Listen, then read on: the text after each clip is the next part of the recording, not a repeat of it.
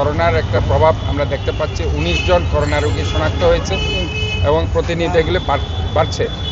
এবং আমি নিজেই চট্টগ্রাম জেনারেল হসপিটালে গিয়েছি, সেখানে 3 জন করোনা রোগী আমি দেখেছি ভর্তি আছে। চট্টগ্রাম মেডিকেল কলেজে কোনো রোগী ভর্তি নেই।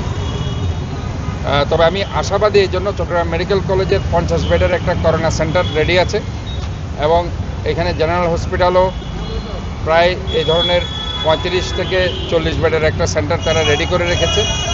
এবং চট্টগ্রাম মেডিকেল কলেজে প্রায় 60টার মতো ভেন্টিলেটর আছে। 10টা ভেন্টিলেটর করোনার জন্য দেওয়া হয়েছে, প্রয়োজনে যদি আরও লাগে তারা সেটা দিবে বলেছে।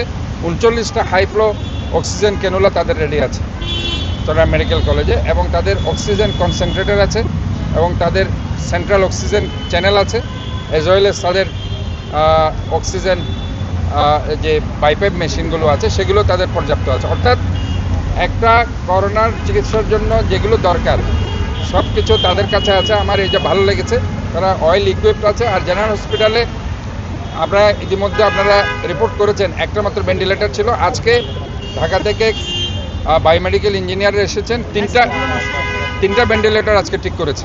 অর্থাৎ 3টা থেকে 4টে মেশিন আজকে ঠিক আছে, তারা ফাংশনিং আছে। এবং হাই ফ্লো মেশিনগুলো নষ্ট ছিল, আজকে তারা ঠিক করছে। অলরেডি 10টা মেশিন তারা ঠিক করে দিতে পারবে। এবং ওদের অক্সিজেন কনসেন্ট্রেটর পর্যাপ্ত পরিমাণ আছে, চ্যানেলও আছে অক্সিজেন, যে অক্সিজেন চ্যানেল দিয়ে 15 লিটার অক্সিজেন তারা দিচ্ছে। এবং আমি নিজেই দেখেছি 3টা রুগীকে তারা অক্সিজেন দিচ্ছে, তারা ইনশাল্লাহ এখন ভালো আছে। এবং আমরা সবচেয়ে বেশি চিন্তা করছি সেটি হচ্ছে যে লোকবল নিয়ে। জেনারেল হসপিটালে কিন্তু লোকবলের অভাব আছে, এবং সেটার জন্য আমি এখানে স্বাস্থ্য পরিচালককে ফোন করেছি। উনি 2 দিনের মধ্যেই এখানে যে লোকবল শর্টেজ আছে সেগুলো উনি দিবে।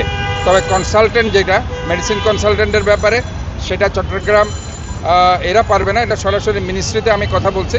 সেখান থেকে যদি ডেপুটেশনে কাউকে এখানে কনসালটেন্ট হিসেবে দেওয়া হয় আরও 2-1 জন, তাহলে পরে এটা আরও বেশি অয়েল ইকুইপড হবে। এবং নার্সিংয়ের ব্যাপারে আমরা এখানে টানা 7মবারের মতো বেস্ট টিস্যু পেপার ব্র্যান্ড হিসেবে স্বীকৃতি পেয়েছে বসুন্ধরা টিস্যু। 6 জন নার্সকে রিসেন্টলি রেলওয়ে হসপিটালে নিয়ে যাওয়া হয়েছে। আপনারা জানেন রেলওয়ে হসপিটালটাকে এরা ফাংশনিং করছে, কাজে সেখানে নার্সের কিছু অভাব আছে। ওই 6 জন নার্সের আমরা দেখছি যে 6 থেকে 10 জন নার্স সেখানে দেওয়া যায় কিনা, সেটাও আমি তাদেরকে বলেছি একটা সিনপসিস রেডি করে আমাকে দিতে। তাহলে আমি নার্স, ডক্টরস, কনসালটেন্ট সবগুলো ইনশাল্লাহ পর্যায়ক্রমে এই ক্রাইসিসের সময় সেটা দিতে পারবো। আমি আসলে তাদের সাথে একটা ক্যাটালিস্টের ভূমিকা হিসেবে কাজ করছি। আসলে সিটি কর্পোরেশনের মেয়রের কাছে ওটার, but the thing is Chattogram জনগণের স্বার্থে ইনশাল্লাহ আমি যেহেতু একজন ডাক্তার আমি সেটা করে যাচ্ছি। এবং আমাদের আরেকটি প্লাস পয়েন্ট হচ্ছে মা শিশু হসপিটাল, তারা কিন্তু রেডি আছে, তাদের কিন্তু ভেন্টিলেটরও আছে, হাই ফ্লো অক্সিজেন আছে, কনসেন্ট্রেটর আছে, অক্সিজেন ক্যানুলা চ্যানেল সবই আছে, এবং সেটা একটা ভালো দিক।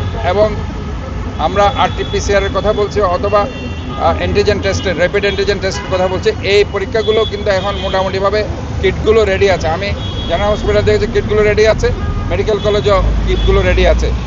এবং এখানে প্রাইভেট অনেক সেক্টরে গিয়ে যেটা RT-PCR আপনারা জানেন স্পেশালাইজড একটা পরীক্ষা, যেটা একদম confirmatory test for the Covid Omicron, সেটা 4টা জায়গায় যদিও হয় আমরা আগে বলেছি, ওই 4টা জায়গার বাইরেও কিন্তু এখন প্রাইভেট ক্লিনিকগুলোতে তারা করছে, যেটা প্রস্তুত আছে। এবং যেটা vaccination is very important. Chattogram civil surgeon অফিসে প্রায় 80,000 টিকা রেডি আছে ফাইজারের ভ্যাকসিনস। আরেকটা হচ্ছে এই mask, this is very important. আমাদেরকে সবাইকে মাস্ক পরিধান করা উচিত বলে আমি মনে করি। এই মাস্ক কিন্তু একমাত্র যেটা প্রিভেনশনের কাজ করে।